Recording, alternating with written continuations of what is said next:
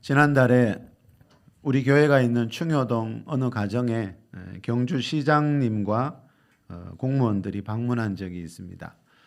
30대 부부가 사는 집인데 이 시장님 일행이 방문한 이유는 이 가정에서 6번째 아이가 태어나서 축하해 주기 위해서입니다. 이 가정은 자녀가 6명입니다. 최근에 우리나라 출산율은 전 세계에서 가장 낮은 수준이고 또 하락 속도도 가장 빠르다 그럽니다. 작년에 합계 출산율이 0.75명이었는데 23만 8,300명의 아이들이 우리나라에서 태어났습니다. 제가 1966년 태생인데 제가 태어나던 해에는 출산율이 5였고 90만 명의 아이가 태어났습니다. 그리고 1970년대에는 보니까요, 매년 100만 명이 넘는 아이가 우리나라에서 태어났습니다. 이렇게 5, 60년 전만 해도 한 해에 100만 명의 아이가 태어났지만 2020년부터는요 30만 명 아래로 떨어졌고 2022년부터는 25만 명 아래로 떨어졌습니다. 최근에 만 25세에서 49세의 우리나라 국민들을 대상으로 설문조사를 해봤습니다. 가정에 자녀가 있어야 된다고 생각합니까? 라고 물어보니까 70.8%의 국민들만이 자녀가 있어야 한다라고 대답했습니다. 그나마 작년보다는 그 1년 전보다는 9.7%나 오른 수치인데 그렇습니다. 우리 경주시의 인구가 지금 25만 명이지요. 자, 25만 명이 살고 있는 우리 경주시에 작년 한 해 동안 아기들이 몇 명 태어난지 아세요? 약 1,000명 정도입니다. 무슨 말입니까? 요즘은 아기들이 굉장히 귀한 시대입니다. 요즘같이 아기가 귀한 시대에 이 충효동에 있는 어느 가정에서 6번째 아기를 낳았으니까 그 시장님이 찾아가서 직접 축하해 주는 모습이 참 보기에도 좋았습니다. 그런데 특이하게도 이 가정은 6아이가 다 딸입니다. 시장님 말씀이 딸 셋만 낳아도 금메달인데 6명을 낳아서 이 가정이 더 자랑스럽다고 하시면서 그 신문에 그 시장님하고 그 가족들이 찍은 사진이 찍혔는데 그 시장님 말씀대로 아이들이 정말 하나같이 다 이쁘고 귀엽고 밝고 그렇더라고요. 여러분 경험해 보셨지요? 갓난 아이들이나 어린이들이 앞에 한 명만 있어도 그곳의 분위기가 달라지는 것을 우리가 많이 경험합니다. 그죠? 특히 갓난아이일수록 우리가 얼굴만 쳐다봐도 이상하게 내 마음이 편안해지고 행복해질 때가 참 많습니다. 그런데 여러분 안타까운 것이 하나 있는데 보는 사람들을 그렇게 행복하게 해주던 그 티 없이 맑고 천진난만한 그 모습이요 그렇게 오래 가지 못한다는 겁니다. 요즘은요 더더욱 예전에 비해서요 그 기간이 점점 짧아지고 있습니다. 며칠 전에 어느 국회의원이요 국민건강보험공단에서 받은 자료에 의하면요 작년 한 해 동안 우리나라 아이들 1세에서 9세까지의 아동 중에서 정신질환으로 병원 치료를 받은 아이가 한 해 몇 명인지 아세요? 저는 이 기사 보고 정말 놀랐습니다. 작년 한 해 동안요 1세에서 9세 아동 중에 다른 게 아니고 정신질환 문제로 병원 치료까지 받은 아이가 9만 3천 명이 넘었습니다. 전 국민 이야기가 아니고요 1세에서 9세까지의 아동 이야기입니다. 다른 병도 아니고요 정신질환 문제 때문에 이 어린 아이들이 10만 명이나 되는 가까운 이 아이들이 여러분 병원 치료를 받고 있습니다. 더 큰 문제는요 이 1세에서 9세 아동 중에 정신질환으로 병원 치료받은 아이들이 4년 전에 비해서 50.1%나 증가했다는 겁니다. 매년 증가하고 있다는 겁니다. 방금 말씀드렸죠. 우리나라는 지금 1년에 우리나라 전체에서 25만 명도 안 되는 아이들이 태어나고 있거든요. 그런데 10만 명 가까운 아이들이 정신질환 치료를 받고 있는 것을 보면 우리나라가 세계 10위권의 경제 대국이 되고 뭐 선진국이 되었다는 말들이 나오지만 우리의 삶이 뭔가 잘못되어도 크게 잘못된 것은 아닐까? 여러분 점검해 볼 필요가 있습니다. 우리 자녀들, 다음 세대를 위해서라도 말입니다. 작년 5월에는요, 서울에 있는 강남 상구 아시지요? 우리나라에서 가장 잘 산다는 그 강남 3구에 살고 있는 9세 아이들 중에 9세 이하의 아이들 중에 우울증을 앓는 아이들이 지난 5년간 3배나 더 증가했다는 기사도 나온 적이 있습니다.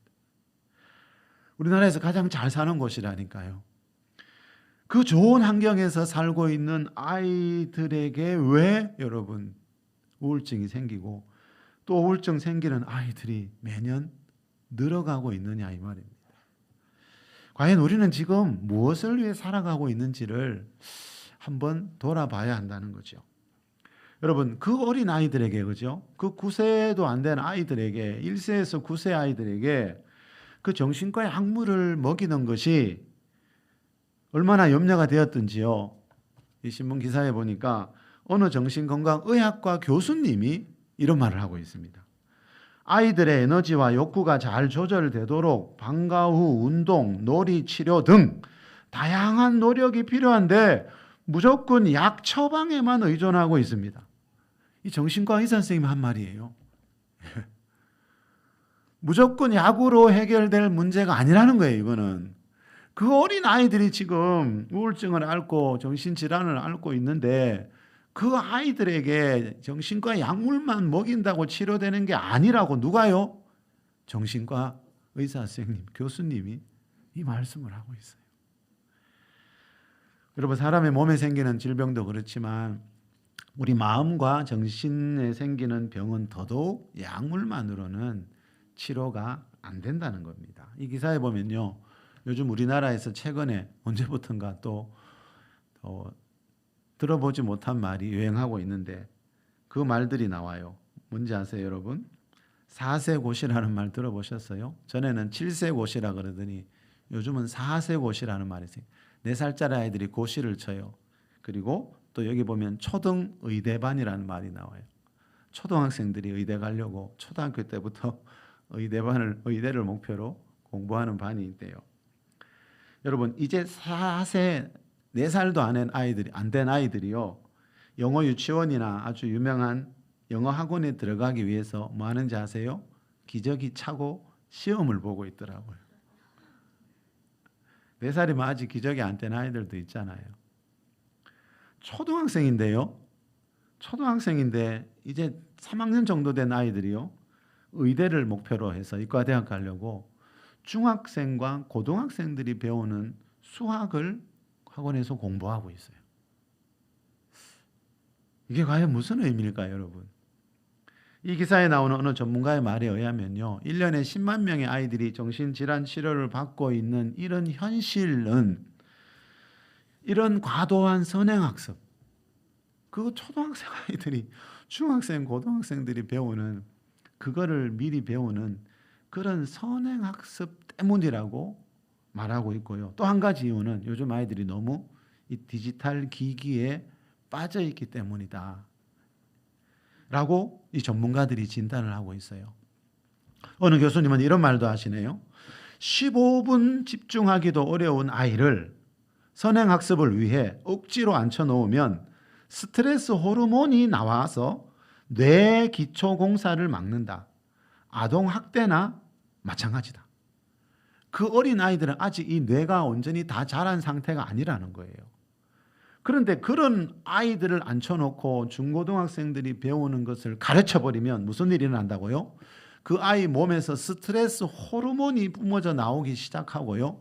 이 뇌가 건강하게 자라는 것을 막게 된다는 거예요. 그거는 아동학대라는 거예요. 여러분 정신과 의사 선생님들이 볼 때는 아이들의 뇌를 지금 병들게 하고 있고 아이들을 정신적으로 학대하고 있어요. 그런데 그 일을 누가 하고 있다고요? 다른 사람들도 아니고 부모님들이 하고 있다. 이 기사에 이런 말도 나옵니다. 집에 혼자 남아 게임과 숏폼, 그 짧은 영상이 있지요. 쇼폼 등에 중독된 아이들이 충동 조절이나 새로운 환경 적응에 어려움을 호소하며 병원을 많이 찾고 있다. 요즘 아이들 여러분 다 아시죠? 게임과 쇼폼에 빠져 있으면 30분, 1시간, 시간 가는지 모르고 계속 그것만 하고 있습니다. 그런데 전문가들이 보니까 그것 때문에 아이들이 충동 조절이 되지 않고요. 어떤 새로운 환경을 만나면 거기에 적응을 하지 못해서 병원을 찾는 아이가 많이 있다는 겁니다. 자, 이 게임이나 쇼폼 이런 것도 여러분 아이들의 뇌를 망치고 정신 건강을 해치는 것 중에 하나인데 너무 지금 무분별하게 사용되고 있다는 거죠. 여러분 요즘 우리 아이들은 이 대한민국 역사상 가장 좋은 환경에서 자라고 있는 거는 맞잖아요. 그런데 여러분 아까 말씀드린 것처럼 그 티 없이 맑고 천진난만한 모습들을 빼앗아가는 것들은 어느 시대보다도 많은 시대에 아이들이 살아가고 있어요. 그래서 요즘 아이들이 너무나 빨리 그죠? 그 맑고 티 없는 모습들을 너무 빨리 잃어버리는 것 같아서 안타까울 때가 참 많습니다. 사람은 감정의 동물이잖아요. 사람은 어릴 나이일수록 무엇보다도 부모나 사회로부터 정서적인 돌봄을 받으면서 자라야 되거든요. 그런데 요즘은 다른 것은 다 풍족해졌는데 이것이 되지 않아서 지금 사회적으로 국가적으로 문제가 되고 있다는 거죠. 여러분 공부를 잘하지만 정서적으로 불안한 사람들이 있습니다. 예. 공부를 아무리 잘해도요. 어릴 때부터 정서가 불안하게 자란 사람들은 나중에 어른이 되고 또 특히 가정을 이루게 되어도요. 결국 불행한 삶을 사는 것을 우리는 많이 볼 수 있습니다. 요즘 집이 없고 차가 없어 불행합니까? 그 가정 안에 가족들 마음 안에 있는 그죠? 그 오래된 상처와 쓴뿌리들 그런 문제들을 해결하지 못해서 우리 마음과 정신에 생기는 그런 정신질환 때문에 고통당하는 사람들이 요즘은 너무 많다는 것을 알 수 있습니다. 삼성서울병원의 정신건강의학과 교수님이 쓴 매우 예민한 사람들을 위한 책이 있습니다. 이 책에 보면 이런 말이 나옵니다. 현재까지의 연구에 의하면 어린 시절의 트라우마는 일반적인 트라우마, 신체적 학대, 성적인 학대, 방임과 정서적 학대로 나눌 수 있다. 어린 시절의 트라우마는 성인이 되면서 우울증이나 불안증, 공황장애 등으로 이루어질 수 있다. 자, 어린 시절에 경험했던 충격적인 일들 있죠, 여러분. 그게 성인이 되면서 저절로 사라지는 게 아니라고 그래도 사람의 여러분 마음과 정신을 연구하는 이분도 정신과 의사 선생님이 이 말을 해요. 어린 시절에 경험했던 그런 충격적인 상처와 아픔들이 그 사람이 성인이 되고 난 뒤에 우울증이나 불안증, 공황장애 등으로 나타난다는 거예요. 예. 이 말은 여러분 9세 이전의 아이들이 정신질환 문제 때문에 병원을 치료를 받고 약물을 복용하는 것은요. 나중에 성인이 되어서 또 다른 문제들을 일으키게 된다라는 거예요. 어릴 때 그래서 여러분 마음과 이 정신적인 그죠 정서가 얼마나 중요한지를 이렇게 전문가들은 늘 강조를 합니다. 어릴 때 이 정서적인 돌봄을 받지 못한 사람들은요 보면 우리가 금방 알 수 있습니다. 왜요? 그런 사람들은 자라면서 이 책 제목처럼 성격이 매우 예민한 사람들이 됩니다. 그 성격이란 것은 어느 하루 한순간에 여러분 형성된 게 아니거든요. 어릴 때부터 자라면서 형성된 거거든요. 그래서 성격이 좀 예민한 사람들을 보면 그게 다 어린 시절의 상처와 거의 다 연결이 되어 있습니다. 자, 이 교수님 말대로 우리나라에는요, 우리 주위에는 예민한 정도가 아니라요, 매우 자가 붙어 있어요. 이 매우 예민한 사람들이 점점 많아지고 있습니다. 안타까운 것은 교회 안에도 그렇다는 겁니다. 자, 그래서 우리 그리스도인들이 제가 늘 강조하지요. 예수님 믿고 영이 거듭난 뒤에 가장 먼저 해야 되는 일은 여러분 교회 봉사도 아니고 전도도 아닙니다. 우리가 예수님 믿고 영이 거듭난 뒤에 해야 될 일은 뭔가 하면요, 그동안 살아오면서 약해져 있거나 병들어 있는 우리의 마음과 정신을 치유하는 겁니다. 하나님은 일부터 시키는 분 아닙니다. 우리 일 시키려고 부른 거 아닙니다. 신앙생활을 일에 초점을 맞추지 마세요. 자, 예수님 믿고 영이 거듭난 사람들은요, 하나님이 뭘 원하시는가 하면 그 사람이 이제 예수님 없이 세상 사는 동안 세상이 얼마나 힘든 곳입니까? 누구나 마찬가지거든요. 세상 사는 동안 우리도 나도 모르게 내 안에 쌓여 있는, 내 마음과 정신 속에 쌓여 있는 그런 상처와 정신적인 장애들을 치유받는 것이 가장 먼저 해야 할 일입니다. 그것과 함께 이 몸에 있는 병까지 치유하는 것이 성경에서 말하는 하나님의 전인 치유이고, 하나님은 그것 때문에 우리 한 사람 한 사람을 부르고 있지, 우리가 교회를 많이 하라고 우리 부르고 있는 거 아닙니다. 마태복음 4장에 보면 잘 나오죠. 예수님이 이 땅에 계실 때 하신 사역을 3대 사역이 있는데, 가르치고 전파하며 고치시는 사역을 하셨어요. 하나님 말씀을 가르치고 천국 복음을 전파하며 모든 병과 모든 약한 것을 고치시는 일을 하셨지요. 다시 말하면 신약 시대 모든 교회가 해야 할 일도 바로 이걸 하는 거죠. 예배 드린 뒤에. 자, 예배 드린 뒤에 교회가 해야 할 일이 이 세 가지입니다. 가르치고 전파하며 고치는 사역. 자, 하나님의 아들인 예수 그리스도께서 이 땅에 오셔서 십자가에서 피 흘려 죽으신 것은요, 우리를 죄에서만 구원하기 위해서가 아니라는 걸 꼭 기억해야 됩니다.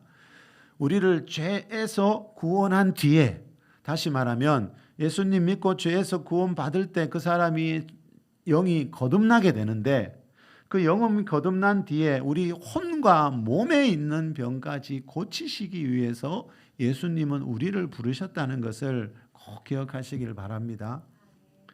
신앙생활의 초점을 여러분 다른 곳에 맞추게 되면, 덜 중요한 것에 맞추게 되면요, 언젠가 나중에 가면은요, 피곤에 젖어 있게 되고요, 뭔가 방향이 달라진 걸 느끼는 날이 오게 됩니다. 자, 예수님이 우리에게 천국 복음, 방금 천국 복음을 전파하셨다 그랬죠. 여러분, 이 천국 복음 안에 들어 있는 게 있습니다. 천국 복음을 항상 따라다니는 것들이 있습니다. 그 안타까운 것은 우리는 천국 복음, 천국 이야기는 듣는데 천국 이야기는 천국으로 끝나는 줄 알아요. 그게 아니고요. 천국 이야기는 천국 들어가는 이야기만 말하는 게 아닙니다. 천국 이야기는 천국 가서의 이야기만 말하는 게 아닙니다. 우리 주기도문 수백 번, 수천 번 외웠잖아요. 아버지의 나라가 오게 하시며 주의 나라가 오게 하시며, 어디에요? 이 땅에, 내 가정 일터에. 내 삶이 천국이 돼야 된다는 거거든요. 천국 들어가서 천국 생활하라는 건 누가 못합니까? 그건 누구나 할 수 있는 거잖아요. 근데 하나님은 그게 아니고 이 땅에 살아있을 때부터 그 천국에서의 그 삶을 누리라 그래요. 여러분, 계시록에 보니까 맨 마지막 2장에 보니까 천국을 이야기하면서 천국에 없는 게 많지요. 뭐가 없지요? 가난도 없고 질병도 없고 재앙도 죽음도 없고.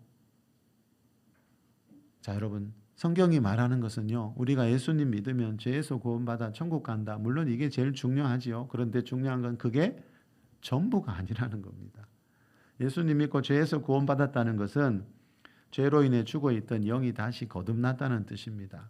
그럼 예수님 믿고 영이 거듭난 자들에게 하나님이 가장 먼저 원하시는 게 뭘까? 그거는 그 사람의 혼, 마음과 정신 속에 담겨있는, 세상 살면서 경험했던 얼마나 숱한 상처와 상한 감정들이 사람마다 쌓여 있습니까? 안타깝게도 교회를 몇십 년 다닌 분들도 그 예수님 믿기 전에 쌓아놓은 그 상처 그대로 가지고 신앙생활 하면서, 또 교회 생활하면서 받았던 상처가 그 위에 쌓이는 모습들을 우리는 보게 됩니다. 자, 하나님이 왜, 그죠? 우리를 구원하시려고 하는가? 우리에게 왜 천국 복음 주셨는가? 자, 그 천국 복음 안에 뭐가 들어있는가? 자, 천국 복음 안에 들어있는 것 중에 한 가지, 천국 복음을 항상 따라다니고 있는 것 중에 한 가지가 뭐라고요? 천국 복음을 전파하시며 모든 병과 모든 약한 것을 고치시니입니다. 에베소서 2장 1절에 그는 허물과 죄로 죽었던 너희를 살리셨도다 그랬죠. 자, 그는 예수님은 허물과 죄로 죽어 있던 너희 교회 성도들을 살리셨대. 언제 죽어 있었습니까? 그 에베소 교회 성도들이 예수님 믿지 않고 세상 속에서 살 때 최초의 사람 아담이 물려준 그 죽은 영을 가지고 살았다는 거죠. 그러다가 예수님 믿고 죄에서 구원받는 순간에 그 죽은 영이 다시 살아나고 거듭나서 하나님 백성이 되는 겁니다. 안타깝게도 사람은 여러분 이 세상에 태어날 때 서두에 말씀드린 것처럼 그 갓난 아기들 보면 참 시간 가는 줄 모르고 그 아이들만 봐도 마음이 즐거워지고 행복해지지만 그 아이들 안에도 영이란 부분이 있는데요. 그 영은 최초의 사람 아담이 물려준 죄로 인해 죽은 채로 태어나고 있어요. 영이 죽어 있다는 말은 무슨 뜻이라 그랬죠? 영이 정상적인 기능을 하지 못해서 영이신 하나님과 예수님이 하나님은 영이시니 그랬지요. 영이 죽어 있다는 말은 영이신 하나님과의 관계가 끊어져 있다는 뜻입니다. 그런데 예수님이 십자가에서 흘리신 보혈을 믿는 순간에 그 아담이 그 물려준 죄에서 구원을 받게 된다 그러죠. 자, 죄 때문에 영이 죽었는데 그 예수님 믿고 죄에서 구원을 받았다는 말은 그 죄로 인해 죽은 영이 다시 거듭나게 된다라는 뜻입니다. 자, 중요한 것은 이렇게 예수님 믿고 죽은 영이 거듭난 뒤에는 뭘 해야 된다고요? 그 사람의 혼과 몸에 있는 모든 병과 약한 것을 치유받는 것이 가장 중요한 문제라는 겁니다. 데살로니가전서 5장 23절에 너희의 온 영과 혼과 몸 전부가 예수 그리스도께서 강림하시는 날에 흠없게 보존되어 있기를 원한다 그랬죠. 영과 혼과 몸, 우리의 전부. 자, 그게 우리를 향한 하나님의 뜻이라는 겁니다. 그래서 예수님도 방금 말씀드린 대로 천국 복음 전파하시면서 그래서 모든 병과 모든 약한 것, 우리 혼과 몸에 있는 모든 병과 모든 약한 것을 고치신 것입니다. 그런데 요즘은 보니까 사실 이보다 더 중요한 게 뭐가 있겠어요, 여러분? 그런데 우리는 자꾸 이 신앙의 이 목표를 다른 데 두고 있는 모습들이 너무 많이 보여요. 예. 그러다 보니 무슨 일이 일어납니까? 무슨 문제가 생겼습니까, 여러분? 자, 2000년 전에 예수님은 또 예수님께 배운 사도들이 세운 초대교회 때는 예수님이 하셨던 것처럼 3대 사역을 그대로 했거든요. 가르치고 전파하고 고치는 이 3대 사역을 사도행전에 봐도 사도들도 그대로 했죠. 그런데 문제가 뭡니까? 교회가 2000년 흘러오면서 지금은 보니까 이 가르치고 전파하는 이 3대 사역 중에 이 두 가지, 가르치고 전파하는 것은 거의 모든 교회가 다 하는데 이 마지막 세 번째, 모든 병과 약한 것을 고치는 이 전인 치유 사역은 사라져버린 것들이 너무나 많습니다. 그래서 예수님 믿어도 왜 저렇게 사람이 변하지 않노? 이런 말들을 끊임없이 하고 있는 겁니다. 그런데 여러분, 이 문제가 얼마나 심각한 문제면요, 어떤 목사님은 이것은 교회가 저지르고 있는 범죄다 이렇게 말하는 분이 있습니다. 프랜시스 맥너트 목사님이 거의 완벽한 범죄라는 책에서 이런 말을 합니다. 예수님은 우리 존재의 모든 차원, 신체적인 차원과 감정적인 차원과 영적인 차원에서 성령의 능력을 통해 우리에게 치유와 구속을 주시기 위해 오셨다. 아까 말씀드린 것처럼 예수님은 우리를 죄에서만 구원하기 위해 오신 게 아니고요, 나라는 존재의 모든 차원, 내 영혼, 몸, 나의 신체적인 차원, 감정적인 차원, 영적인 차원, 나의 이 모든 면에 나의 영혼육 모든 면을 치유하고 구속하기 위해 오셨다는 거예요. 들어보실래요? 그런데 세기를 거듭할수록, 세월이 갈수록 이 말입니다. 치유 사역의 생명은 점점 약화되었다. 그래서 1900년쯤에는 교회 치유 사역의 극히 일부분만이 살아있어서 움직이고 있었다. 곰곰이 생각해 보면 하나님의 치유가 이렇게 거의 말살될 지경에 이른 것은 엄청난 불가사이다. 왜냐하면 쌍둥이 형제인 악한 영의 축출과 기적적인 치유와 축사는 이 말이지요, 예수 그리스도의 사명 중 가장 중요한 핵심이었기 때문이다. 자, 예수님의 3대 사역 중에 하나인 이 치유와 축사 사역이 요즘 많이 사라져 버린 것은 이 목사님이 볼 때는 불가사의한 일이다. 너무나 이상하고 이해하기 어려운 일이라는 거예요. 이 말은 우리가 하나님을 믿되 성경에서 하나님이 하나님의 백성들을 향한 뜻이 어디에 있는가? 하나님이 왜 우리를 구원하셨는가? 바르게 알고 믿어야 한다라는 뜻입니다. 자, 우리 늘 강조하는 말씀이지만 우리 다시 한번 데살로니가전서 5장 우리 22절, 23절 한번 읽겠습니다. 22절입니다. 악은 어떤 모양이라도 버리라. 평강의 하나님이 친히 너희를 온전히 거룩하게 하시고 너희의 온 영과 혼과 몸이 우리 때에 흠없게 보존되기를 원하노라. 아멘. 너희의 온 영과 혼과 몸이, 이 말은 나는 영과 혼과 몸으로 되어 있는 존재라는 겁니다. 하나님이 사람을 창조하실 때 영과 혼과 몸이라는 이 세 부분으로 창조하셨어요. 근데 안타까운 건 뭡니까? 예수님 믿지 않는 사람들도 자기 몸 안에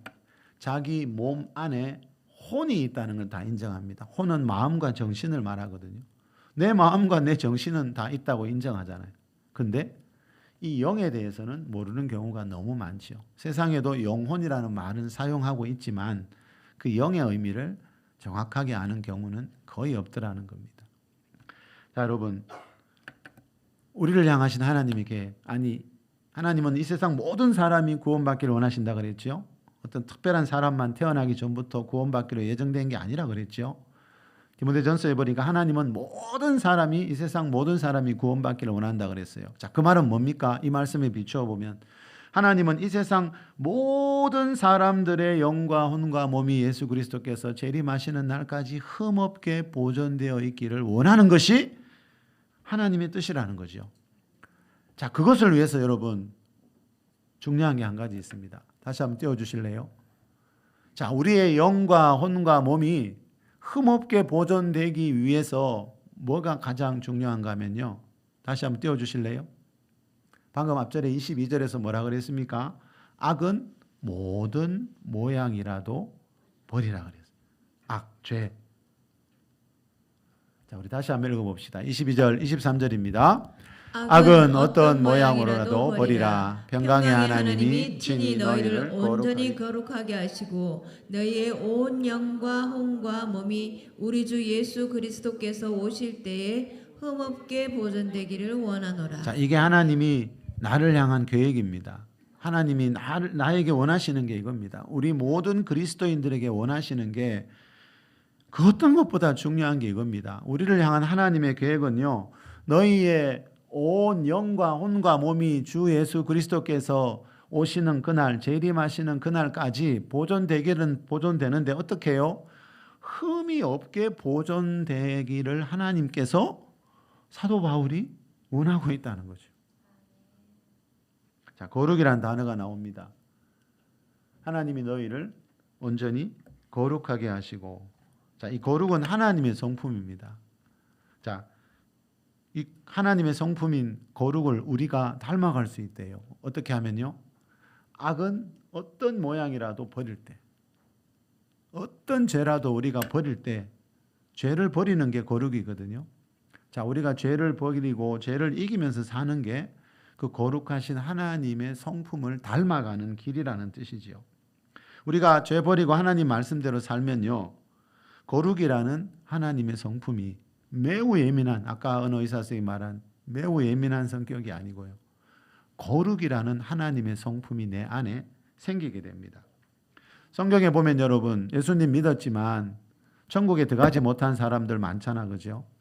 자, 그 사람들의 특징이 뭡니까? 예수님 믿기는 했지만 죄를 버리지 않았다는 거죠. 거룩하게 살지 않았다는 거죠. 그래서 예수님 마태복음 7장 21절에서 나더러 주여 주여 하는 자가 다 천국 가는 것은 아니라고 예수님 말씀하고 있죠. 그래서 사도 바울도 로마서 6장 22절에서 이제는 죄로부터 해방되고 하나님께 종이 되어 거룩함에 이르는 열매를 맺었으니 그 마지막은 영생이라 그랬어요. 자, 예수님 믿고 난 뒤에 뭐 해야 된다고요? 방금 거룩이란 단어 나오지요. 거룩함에 이르는 열매를 맺어야 영생인데 요즘은 참 이상하더라고요. 거룩함에 이르는 열매가 전혀 없는 것 같은데 예수님 믿기만 한다고 해서 여러분 성경은 다 천국이라고 말하지 않는데 자, 예수님 믿고 난 뒤에는 반드시 이 거룩한 하나님의 성품을 닮아야 하고 거룩이라는 열매를 맺어야 영생이라는 이런 말씀들은 잘 알려지지 않더라는 겁니다. 한국교회는 특히 로마서에서 말하는 오직 믿음에 대한 오해가 많이 퍼져 있다 그랬죠. 그래서 이 오직 믿음 때문에 거룩이 사라져 버렸습니다. 예수님 믿기만 하면 다 하나님의 은혜로 천국에 갈 수 있다는 이 오직 믿음에 대한 오해 때문에 거룩이 사라져 버렸습니다. 그래서 세상 사람들도 교회 다니는 사람들을 욕하고 있는 겁니다. 교회 다니는 사람이나 안 다니는 사람이나 세상에서 살아가는 모습 보니까 똑같네. 이제 세상 사람들이 그렇게 비난하고 있는 겁니다. 그 거룩이 없다는 거죠. 하나님 백성다운 모습이 없다는 거죠. 자, 이 오직 믿음은 예수님 처음 믿고 죄에서 구원받을 때 이야기라 그랬죠. 성경에도 그렇게 나와 있습니다. 사도 바울도 오직 믿음을 언제 이야기하나 하면은 우리가 예수님 처음 믿고 죄에서 구원받을 때는 어떤 행함도 필요 없고 예수님을 하나님의 아들로 믿기만 하면 예수님이 내 죄를 위해 십자가에서 피 흘려 죽으신 하나님의 아들 메시아 그리스도로 믿기만 하면은 죄에서 구원을 받는 겁니다. 그때 오직 믿음입니다. 그런데 여러분 이제 교회 다니지 오래된 사람들에게도 이 오직 믿음을 강조하고 있더라는 거죠.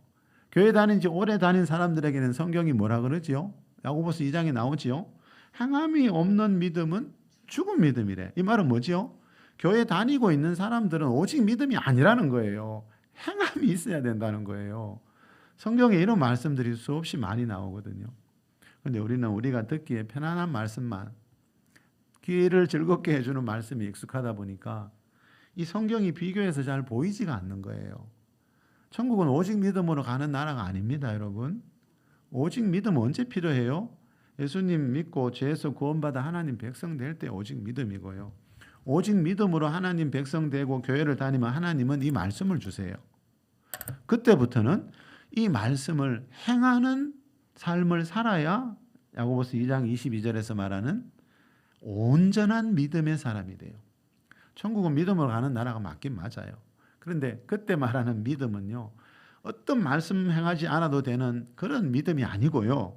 야고보서 2장 22절에 보면 말씀을 행하는 말씀을 지키는 온전한 믿음이라고 나와 있어요. 자, 이 온전한 믿음이 뭡니까? 하나님 말씀을 행하는 믿음. 이 온전한 믿음을 가진 사람들에게 뭐가 나타난다고요? 거룩함에 이르는 열매가 나타난다는 거예요. 방금 읽은 22절에서 말하는 평강의 하나님이 친히 너희를 거룩하게 하신다 그랬죠. 자, 하나님이 우리를 거룩하게 하세요. 이 말은 뭐예요? 내 힘으로 거룩은 안 돼요. 하나님이 친히 너희를 거룩하게 하신다는 말씀이 뭔지 디모데전서 4장 5절을 보면 더 자세히 알 수 있어요. 거기 보면 하나님의 말씀과 기도로 거룩하여 지민이라 그랬어요. 거룩하여 진다는 말은 내 힘으로 거룩은 내 힘으로 되는 것이 아니라 내가 하나님 말씀을 읽고 그 말씀대로 살면서 또 기도하는 삶을 살면 그때 하나님이 나를 성령으로 거룩하게 해 주신다는 뜻이에요. 그래서 말씀과 기도가 중요해요. 언제인지 모르지만 분명해요. 하나님의 말씀과 기도로 거룩해진다 그랬으니까 내가 말씀을 사모하고 말씀대로 살려고 힘쓰고 기도 생활하면 나는 어느 순간에 분명히 거룩해져 가는 거예요. 그게 거룩이에요.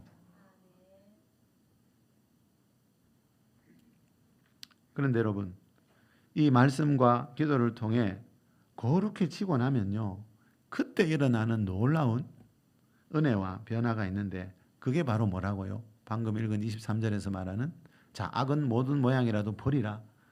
하나님이 친히 너희를 거룩하게 해주실 것이다 그랬죠. 자, 우리가 세상의 모든 악을 죄를 버리고 거룩한 삶을 살 때 일어나는 일이 있는데 그게 뭐라고요? 너희의 온 영과 혼과 몸이 그리스도께서 강림하실 때까지 흠없게 보존되는 일이 그때 일어난다는 거예요. 자, 하나님은 예수님 믿고 자, 영이 거듭난 사람들의 혼과 몸도 건강하기를 원하신다는 것은 이 말씀 한 절만 봐도 또 예수님이 하신 3대 사역을 봐도 우리가 얼마든지 알 수 있는데 참 안타까운 것은 이 교회 안에 좀 전에 말씀드렸죠. 오직 믿음에 대한 오해가 퍼진 것처럼 이 질병과 치유에 대한 오해도 너무 많이 퍼져 있어요. 저도 젊을 때 몸이 많이 아플 때 그런 말을 너무 많이 들었어요. 하나님이 때로는 우리를 질병으로 치신대요. 아, 참 정말 치는 줄 알았어요. 벌벌 떨고 살았어요. 하나님이 쳐서 이렇게 아프구나. 나중에 알고 보니까 교회 안에 거짓말도 많다 했지요. 교회 안에 잘못 뿌려진 말씀들이 너무 많더라고요. 하나님은 하나님의 자녀들을 병으로 치는 게 아니고 예수님은 병든 자들이 올 때 다 모든 병과 모든 약한 것을 다 고쳐주셨는데 여러분 성부 하나님은 사람들을 쳐서 질병을 주고 암을 주고 있고 아들 예수님은 다니면서 백성 중에 모든 병과 모든 약한 것을 다 고치고 있고 그런 집안을 뭐라 그러죠? 그게 말이 될 것 같습니까? 좀 뭔가 안 맞지 않아요, 여러분? 그래 하나님은 사람들을 질병으로 치시고 그것도 하나님의 백성들을 그 하나님 아들 예수님은 하나님이 친 사람들 고치면 안 되지요. 하나님이 지금 어떤 뜻이 있어서 그 사람 훈련시키려고 질병으로 쳤는데 아들 예수님이 다 고치면 안 되잖아요. 이 뭔가 앞뒤가 안 맞는 것 같지 않아요, 여러분? 저도 이걸 너무 늦게 알았습니다, 여러분. 왜? 주위에서 하도 그러니까. 신앙생활 똑바로 안 하면 하나님이 치신데 병으로 치고 교통사고 나게 하고 알고 보니까 그런 일은 다 세상의 신인 마귀가 하는 일인데 그래서 제가 예전에 한번 하나님의 일과 마귀의 일이라는 제목으로 말씀을 전한 적이 있죠. 하나님이 하는 일과 이 마귀의 하는 일이 분별이 안 되면 우리는 그렇게 하나님을 오해하게 되고 성경을 오해하게 돼요. 여러분 방금 봤잖아요. 하나님은 예수님 재림하실 때까지잖아요. 이 말은. 우리 영과 혼과 몸이 흠없게 보존되기를 원한다 그래놓고 우리가 말 좀 안 듣는다고 병을 주고 그게 말이 됩니까 여러분? 뭔가 앞뒤가 안 맞는 말들이요. 이 교회 안에 보니까 많이 뿌려져 있더라는 겁니다. 누군가가 하나님을 오해하고 있다는 거죠. 성경을 오해하게 되면 우리 인생에 우리 신앙생활에 여러분 엄청난 오류가 생겨버립니다. 자, 하나님은 우리가 말씀과 기도로 거룩해질 수 있다 그러시고 우리가 거룩한 삶을 살 때 그 사람의 영과 혼과 몸을 흠없게 보존시켜 줄 것이라고 성경은 분명히 약속하고 있습니다. 자, 오늘 본문에서 말하는 것도요. 예수님 믿고 영이 거듭난 뒤에 오늘 본문에 보면 몸과 마음이란 말이 나옵니다. 마음은 혼을 말하죠. 자, 오늘 본문이 말하는 것은 예수님 믿고 영이 거듭난 뒤에 나의 혼과 몸에서 일어나는 변화에 대한 겁니다. 나의 혼과 몸을 위해 뭘 해줘야 될까 가르쳐주고 있습니다. 자, 오늘 본문 로마서 12장 1절 2절 우리 한 번 더 큰 소리로 읽겠습니다. 그러므로 형제들아 내가 하나님의 모든 자비하심으로 너희를 권하노니 너희 몸을 하나님이 기뻐하시는 거룩한 산 제물로 드리라. 이는 너희가 드릴 영적 예배니라. 너희는 이 세대를 본받지 말고 오직 마음을 새롭게 함으로 변화를 받아 하나님의 선하시고 기뻐하시고 온전하신 뜻이 무엇인지 분별하도록 하라. 자, 1절에 보니까 몸이라는 단어가 나오고 그죠? 너희 몸을 2절에 보니까 너희 마음을 자, 이 마음과 정신을 성경은 혼이라고 표현합니다. 자, 바울은 지금 이 로마서지요, 여러분. 우리처럼 예수님 믿고 로마 교회 다니는 성도들에게 이 말씀을 합니다. 성경을 읽을 때 그 문장에 나오는 너희, 너가 누군지 항상 점검하며 읽어야 된다 그랬죠. 왜요? 어떤 문장에는 그 너와 너희가 예수님 믿지 않는 사람이에요. 어떤 문장에는 마귀예요. 그러니까 여기서 지금 이 말씀을 누구에게 하고 있는가 성경을 읽으면서요. 너, 너희, 그들이라는 말이 나오면 그걸 항상 점검하면서 읽어야 됩니다. 자, 여기서 말하는 형제들, 너희는 누굽니까? 보면 알 수 있죠. 로마 교회 다니는 모든 성도들을 보고 지금 이 말씀을 하죠. 다시 말하면 바울은 지금 예수님 믿고 이미 영이 거듭나서 우리처럼 교회 다니는 성도들에게 영이 거듭난 뒤에 너희의 혼과 몸을 위해서 무엇을 해야 하는가를 가르쳐주고 있습니다. 자, 2절에 보니까 너희는 이 세대를, 이 세상 사람들의 삶을 본받지 말고 오직 마음을 새롭게 함으로 변화를 받아라 그럽니다. 자, 영이 거듭난 뒤에는 뭘 해야 됩니까? 내 마음과 정신이 새로워져야 됩니다. 이게 왜 중요합니까? 영이 거듭났다고 다 된 게 아닙니다, 여러분. 영이 거듭난 뒤에는 반드시 내 혼을, 마음과 정신을 새롭게 해야 됩니다. 왜요? 이 마음이 새로워져야, 마음이 새로워지면서 변화를 받아야 나를 향한이란 뜻이죠. 하나님의 선하시고 기뻐하시고 온전하신 뜻이 무엇인지를 분별하게 됩니다. 예수님 믿고 영이 거듭났다고 다 된 게 아니라는 거죠. 내 마음이 새로워져야 하나님이 나를 얼마나 사랑하시고 나와 내 가정을 향한 계획이 무엇이고 이런 것들을 알 수가 있다는 거예요. 그러면 마음이 새로워지기 위해서는 어떻게 해야 된다고요? 좀 전에 읽었죠. 우리 마음 안에서 일어나는 죄, 악 이런 것들을 어떤 모양이라도 버려야 한다는 거죠. 그리고 우리 마음 안에 쌓여있는 세상 살면서 겪고 있는, 살아오면서 겪은 마음의 상처와 쓴뿌리들, 자, 이런 죄와 상처와 쓴뿌리들, 이런 것들을 내 마음 속에서 버리는 것이 바로 새로워지는 것입니다. 출애굽기 35장에 보면요, 출애굽한 이스라엘 백성들이 성막을 만들고 있어요. 성막 공사할 때 거기 보면 마음이 감동된 모든 자와 자원하는 자들이 와서 예물을 드리면서 성막 공사하는 모습이 나와요. 마음이 감동된 자, 이 말은 뭐예요? 마음이 감동됐다는 것은요, 하나님이 지금 그 사람의 마음에 임하시고 있고 그 사람의 마음에 뭔가 지금 말씀하고 있다. 하나님이 내 마음을 만지시면서 내 마음을 향해 뭔가를 말씀하실 때가 있어요. 우리 하나님의 다양한 언어, 하나님은 한두 가지로만 말씀하는 분이 아니라 그랬죠. 하나님은 다양한 언어를 가지고 있다 그랬죠. 사도행전 2장에 보면 예언과 환상과 꿈, 또 성령의 감동, 우리 삶 가운데 일어나는 어떤 일들, 또 옆 사람을 통해서도 하나님은 다양한 방법으로 우리에게 말씀하시는데 그 중에 하나가 뭐라고요? 하나님의 음성 중에 하나는 마음의 감동이에요. 그 성막 공사할 때 사람들이 마음의 감동이 왔어요. 하나님이 이 성막 공사에 동참하기를 원하신다는 마음이 내 안에서 휘몰아치는 거예요. 여러분, 우리 하나님의 영이신 성령님이 임재하실 때 우리 일어나는 일들에 대해서 그동안 많이 살펴봤죠. 자, 사도행전 1장 8절에 보니까 예수님이 하나님이 제자들에게 하나님의 성령이 너희에게 임하시면 권능을 받고, 자, 성령이 너희에게 임하실 때 어떤 일들이 일어나는가 알고 있어야 된다 그랬죠. 마귀가 역사할 때 어떤 일이 일어나는가 알고 있어야 됩니다.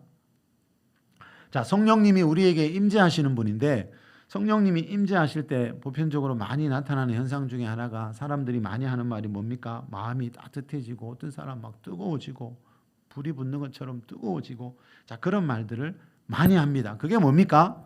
지금 지금 하나님이 그 사람에게 성령님을 통해서 말씀하시고 있다. 성령님을 통해서 하나님이 나와 함께 하신다는 것을 확신시켜 주시고 있다는 거죠. 자, 그런데 문제는 뭡니까?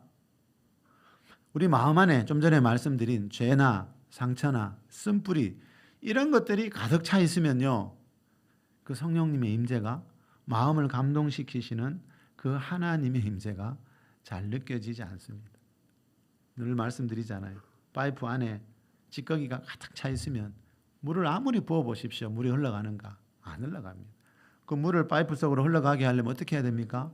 그 안에 찌꺼기를 다 뽑으면 물이 쫙 흘러가듯이요, 우리 마음 안에 죄와 상처와 쓴뿌리 이런 것들부터 뽑아야 하나님이 그곳에 새로운 것들을 채워주실 수가 있고, 그래서 내적 치유가 중요하고, 그래서 전인 치유가 중요하다는 거죠. 그래서 바울은 오늘 본문에서 뭐라고 말씀합니까, 여러분? 오직 마음을 새롭게 함으로 마음이 좀 변화를 받아라. 예.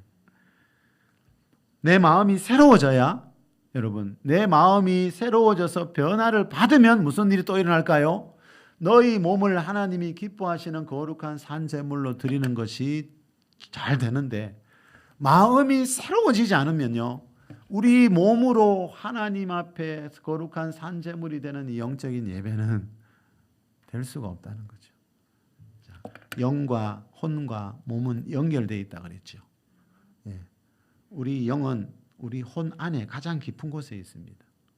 예수님이 네 배에서 생수의 강이 흘러나오리라 그랬죠. 우리 배에서 뭐가 나온대? 배 안 가장 깊은 곳에 있는 우리 영에서 혼을 거쳐서 내 몸을 통해서 뭐가 흘러나올 수 있대요. 예수님이 하신 말씀이에요. 자, 여러분, 내 영적인 상태가 어떠냐에 따라 내 마음이 영향을 받고요, 내 몸이 영향을 받습니다. 내 마음의 상태가 어떠냐에 따라 내 몸 상태가 달라집니다. 그래서 의사들도 우리 몸에 생기는 병의 80% 정도는 마음에서 온다는 말을 많은 의사들이 하고 있는 겁니다. 여러분, 서두에 말씀드린 것처럼 지금 우리나라는요, 경제는 엄청나게 발전했지만 안타깝게도 우리 자녀들, 어린이들의 마음과 정신 건강이 갈수록 심각해지는 그런 시대를 살아가고 있습니다. 근데 여러분, 아이들에게 그런 문제가 생기는 이유는요, 근본적으로 어른들에게 문제가 있기 때문이죠. 네. 그리고 이것은 교회 안의 이야기이기도 합니다.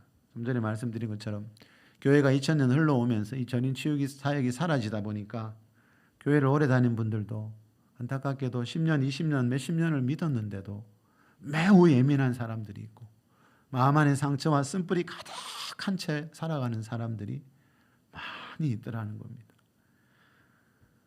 그렇게 마음과 정신적인 것 때문에 힘들어하는 사람들이 여러분 있게 된 근본 원인이 바로 우리가 2000년 전에 예수님이 주신 그 천국 복음 그대로를 믿지 않고, 그죠? 우리가 원하는 것만 골라서 믿고 있기 때문에 그런 일들이 생기고 있다는 거죠. 목회 데이터 연구소에서 지난 6월 달에 한국 교회의 정신 건강 문제에 대한 설문 조사를 한 적이 있습니다. 교회 다니는 사람들이 정신 건강이 얼마나 건강한가 조사해 봤더니요, 현재 교회 다니고 있는 성도들 중에 22%, 목회자 중에도 20%가 현재 요즘 최근에 나는 우울하고 불안한 상태에 있다는 대답을 했습니다. 또 최근 2주 사이에 술, 도박, 마약, 성중독과 같은 문제로 고통스러웠던 적이 있느냐고 물어보니까요, 성도 중에는 11%, 목회자 중에는 5%가 있다는 대답을 했습니다. 또 최근 2주 사이에 자살을 생각해 본 적이 있느냐고 물어보니까요, 성도 중에는 7%, 목회자 중에는 2%가 있다는 대답을 했습니다. 이번에는 목회자들에게만 물어봤습니다. 저처럼 담임 목회하는 목회자들에게 물어봤대요. 목사님 주변에 정신질환을 앓고 있는 목사나 사모를 본 적이 있느냐고 물어보니까 43%의 목사님이 있다는 대답을 했습니다. 그리고 목회자 자녀들에 대해 물어봤습니다. 그러면 목사님 주변에 목회자 자녀들 중에 정신질환을 앓고 있는 자녀들이 있느냐고 물어보니까 44%의 목사님들이 그런 자녀들을 본 적이 있다고 대답을 했습니다. 이게 지금 한국교회의 현실입니다, 여러분. 교회 안에 전인 치유 사역이 사라진 결과로 일어나는 안타까운 현실 중에 하나입니다. 정말 믿기 어렵더라고요. 저는 처음에 이걸 봤을 때요, 와, 설마 이 정도일까? 뭐 세상은 그렇다 하더라도, 그죠? 교회 안에 있는, 교회 다니는 그리스도인들과 또 목회자들이 설마 이 정도일까? 이게 잘 믿어지지가 않았습니다. 그런데 사람은 누구나, 여러분, 우리가 예수 믿어도 항상 뭐 성령 충만하고 예수 믿는다고 다 천사가 되는 건 아니잖아요. 성경에 보니까 하나님의 선지자들도 엘리야 같은 사람도 어느 날 낙심하고, 그죠? 시험에 들어서 절망하는 모습들이 나오잖아요. 그 누구나 이렇게 될 가능성은 다 가지고 있다는 거죠. 그런데 또 굳이 이렇게 살지 않아도 되는 이유가 뭐라고요? 예수님은 이렇게 살지 말라고 모든 병과 모든 약한 것을 고치는 치유 사역을 교회 안에 주셨다는 거죠. 자, 여러분, 우리가 하나님을 위해 열심히 일하는 것보다요, 내 영과 혼과 몸이 날마다 새롭게 변화를 받고 흠없게 보존되는 것이 엄청나게 더 중요하다는 것을 저는 그동안의 신앙생활과 또 목회하면서 너무나 절실히 느낄 때가 많습니다. 일 많이 하려고 하지 마세요. 여러분은 자녀들이 밖에 나가서 고생하며 일만 하기를 원하십니까? 하나님을 정확하게 알게 되면요, 제가 알기로요, 성경에서 말하는 하나님을 알게 되면요, 우리 방금 본문에 나오듯이 나를 향한 하나님의 선하시고 기뻐하시고 온전한 뜻이 무엇인지를 알게 되면요, 봉사하지 말아야도 하고요, 자기 스스로 하게 돼요. 예? 교회는 일하는 분위기로 몰아붙이면 안 돼요. 예. 저는 그런 교회를 원하지 않아요. 그보다 우리 한 사람 한 사람이 더 신경 써야 되는 것은 내 영과 혼과 몸이 지금 하나님 앞에 흠없게 지금 온전히 보존되고 있는가? 하나님이 지금 나를 거룩하게 만들어가고 있는가? 예. 여러분 진짜 중요한 걸 중요하게 여겨야 되거든요. 예수님의 3대 사역이 가장 중요한 거거든요. 출애굽기 15장 26절에 보면 하나님은 나는 너희를 치료하는 여호와라 그래서 하나님은 우리에게 가끔씩 질병을 주시는 하나님이 아니고요, 나는 너희를 치료하는 여호와라 그랬습니다. 하나님이 치료하는 여호와라고 말씀하시는 것은요, 하나님은 하나님의 자녀들의 영과 혼과 몸이 병드는 것을 원하시지 않는다는 뜻이죠. 그래서 우리가 드리는 모든 예배는 사실은 전인 치유 예배입니다. 예배 시간마다 치유기도 하셔야 됩니다. 여러분 엄청 강하세요? 사람의 마음이 약하다는 거 다 아시잖아요. 우리가 예배 때 성령 충만 받은 것 같고, 그죠? 천국을 경험한 것 같이 세상을 향해 돌아가도 어느 한순간에 또 마음이 무너질 수 있는 게 우리 사람이에요. 예. 그래서 우리는 모든 예배가 다 전인 치유 예배여야 되고요, 모든 기도회가, 그래서 우리 매주 수요일 드리는 기도회가 항상 전인 치유 기도회입니다. 우리가 예배 시간에 오늘 하나님께 드리려고 준비한 것들이 있죠. 우리 찬양대원들은 1시간 전에 나와 찬양을 준비합니다. 여러분도 예물을 준비하고 또 오늘 하나님께 어떤 기도를 드릴까 준비하고, 자, 하나님께 찬양과 기도와 예물이 올라가고 하나님이 그걸 받으시면, 성경에 보니까 또 하나님이 안타깝게 드렸는데 안 받는 것도 많이 나오죠. 하나님이 그걸 받으시면 무슨 일이 난다고요? 하나님은 그곳에 성령으로 임재하셔서 그곳에 있는 예배자들의 영과 혼과 몸을 새롭게 해주십니다. 성경에 보세요. 새자라는 단어가요, 얼마나, 제가 선고사전 찾아봤더니요, 이 새자라는 단어가 여러분 성경에 얼마나 나오는지 모릅니다. 이 새자라는 단어 정말 좋은 겁니다. 오늘 설교 제목이 새롭게 하시는 하나님. 자, 우리가 좀 전에 말씀드린 것처럼 우리도 세상 살다 보면 낙심할 때 있고 절망할 때 있지만 우린 그게 전부가 아니잖아요. 왜?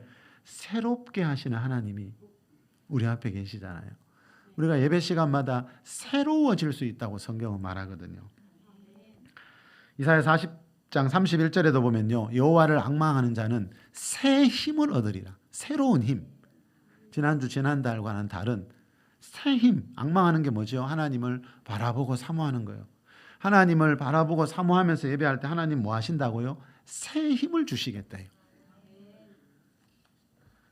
새롭게 하신 하나님. 자, 하나님을 바라보고 의지하는 자들에게 하나님이 주시는 새 힘, 새로운 것들이 있습니다.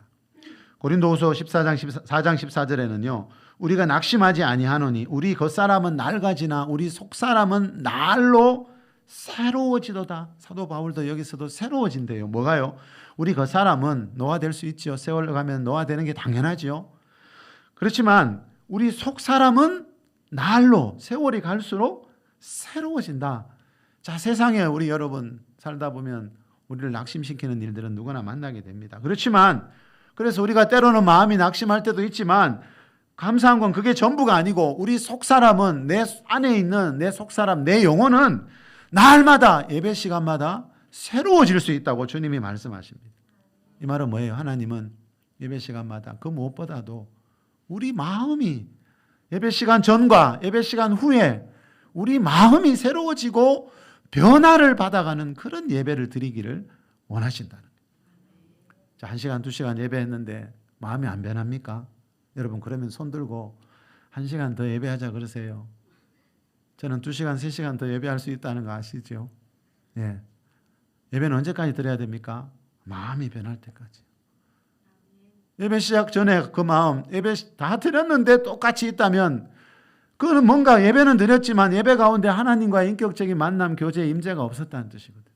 그럴 때 어떻게 해야 됩니까? 또 드리면 됩니다. 내 마음이 새로워질 때까지. 하나님 우리가 새로워지기를 원하십니다. 우리를 새롭게 하신 하나님이십니다. 특히 하루를 시작하는 새벽이나 아침에 여러분 오늘도 내 가정을 새롭게 하실, 내 일터를 새롭게 하실 하나님의 손길을 사모하면서 하루를 시작하시기 바랍니다.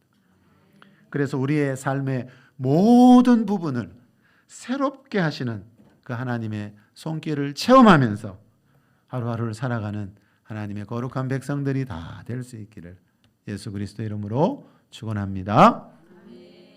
잠시 기도합시다. 여러분.